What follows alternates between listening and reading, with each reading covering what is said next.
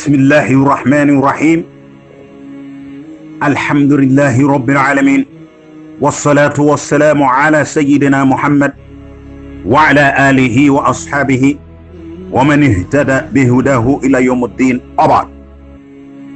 All praises belong to the Almighty Allah. May His peace and blessings be upon the Prophet of Islam Muhammad sallallahu alaihi wasallam, his household followers, and all those who follow the path of Allah to the day of judgment. We thank Allah for giving us day number 6 of the great month, Ramadan al-Kareem. We have dealt with the definition of at-taqwa as delivered by Imam Ali bin Abi Talib. And to sum everything up, he said, at-taqwa has 4 dimensions. Al-khawfu min al-jalil, the fear of the Almighty. At-tasdiqu bit-tanzil, to believe in the revelation of the Quran. Thirdly, ar-rida bil-qalil, to be content with the little Allah has given you. And then finally, al-istidad lil-rahil, to prepare oneself for the journey after death. How does each one of these 4 constitute a taqwa? The fear of Allah is straight away. It has to do with Allah consciousness. That wherever you are and wherever I am, I know that Allah subhanahu wa ta'ala is watchful of your deeds and my deeds. The second one is to believe in the revelation of the Quran, because that is the final divine testament for humanity. And in it lies directives on how we can worship the Almighty and be closer to Him. Because the essence of taqwa is to seek nearness to Allah. The third one, arida bil qalil, means simply that one is thankful to Allah for whatever Allah has given him, no matter how small it is. And the last one is that consciousness that drives in man the consistent thinking about his life after this material world.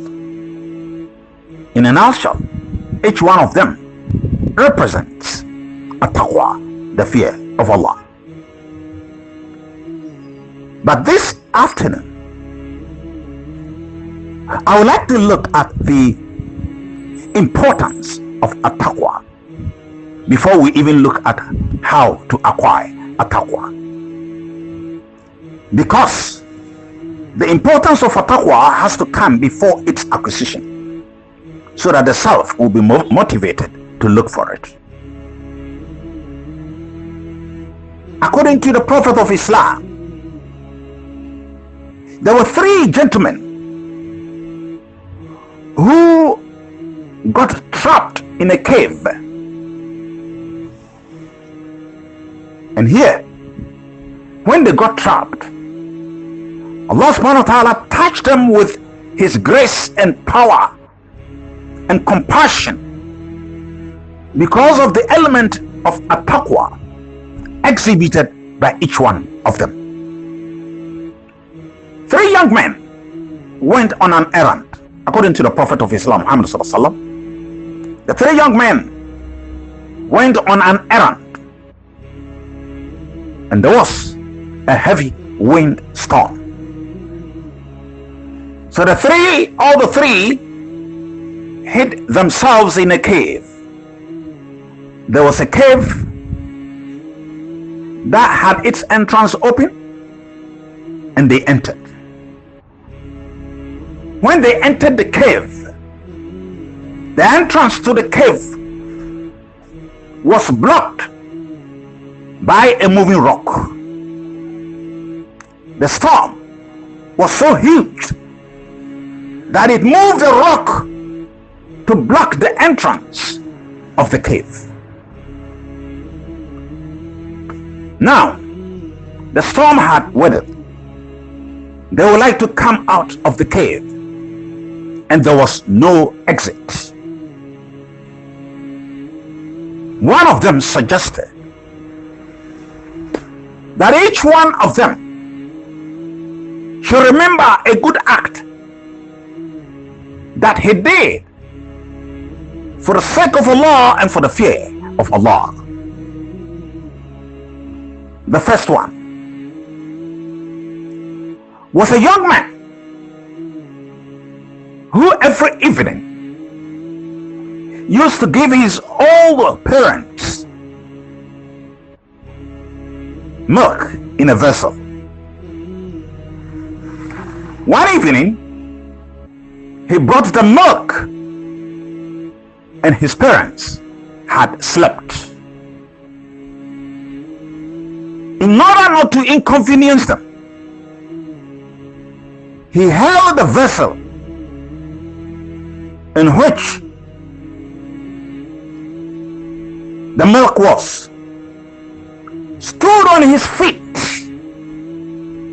till daybreak. His fear was that if he woke them up, he would be inconveniencing them, and therefore decided to sacrifice, to stand on his feet till the parents woke up in the morning. So he said, "Oh Allah, if I did that for your sake, cause the rock to move." Meaning, if I did that to seek your pleasure and satisfaction with your poor servant, if I did that for your sake, cause the rock to move. And the rock moved. The opening was not big enough for them to come out of the cave. So the second person also raised up his hands and prayed that, "Oh Allah, I employed the services of a young man, and I was supposed to pay him at the end of the service. At the end of the service, he did not come for his remuneration. So what I decided to do with the money was to invest it in livestock. Years later, he came for his remuneration. And when he came, his remuneration had been invested into livestock by me, and what had accrued from the investment I made for him was huge flocks of cows, sheep, and goats. So I took him outside, and straight away I told him that all that you see over there, the flock of sheep, the flock of cows, the flock of goats, are all yours." So this young man said, "Oh Allah, if I did that for your sake, cause the rock to move."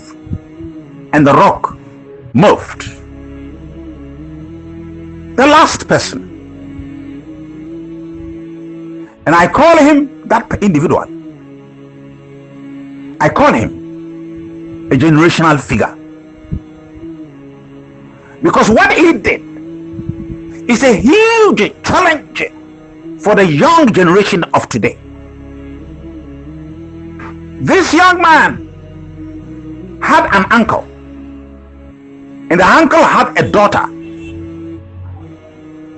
and the young man expressed interest in this lady.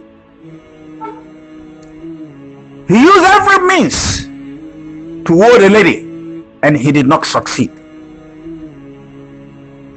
One day, he gave the lady diamond and gold, and the lady gave herself to the young man. After the lady had readied herself for the stupid act And the young man was ready to do the stupid thing. The lady looked into her face and said, fear Allah. What you want to do, that is the sexual act you want to do, you have not paid for it. Fear Allah and stay away from me. And the young man quickly jumped and stayed away from the lady.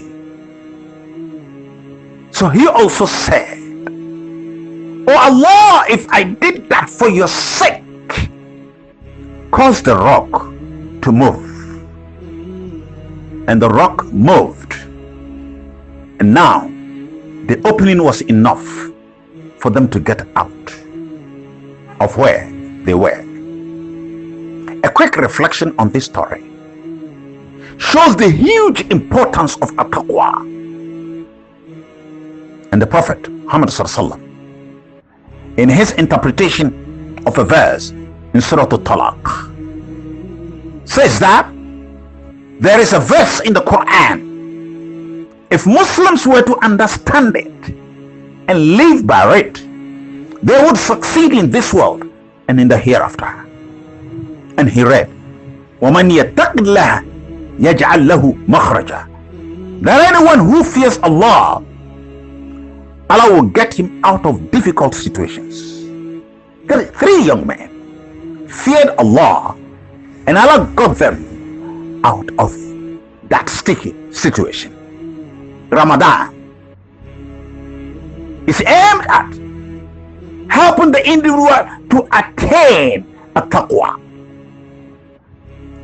And how to attain a taqwa will be the subject of tomorrow's presentation. We ask Allah subhanahu wa ta'ala to bless our steps in life, to touch our lives with his unique hand of compassion and facilitation in all the good things that we do. Assalamu alaikum wa rahmatullahi wa barakatuh.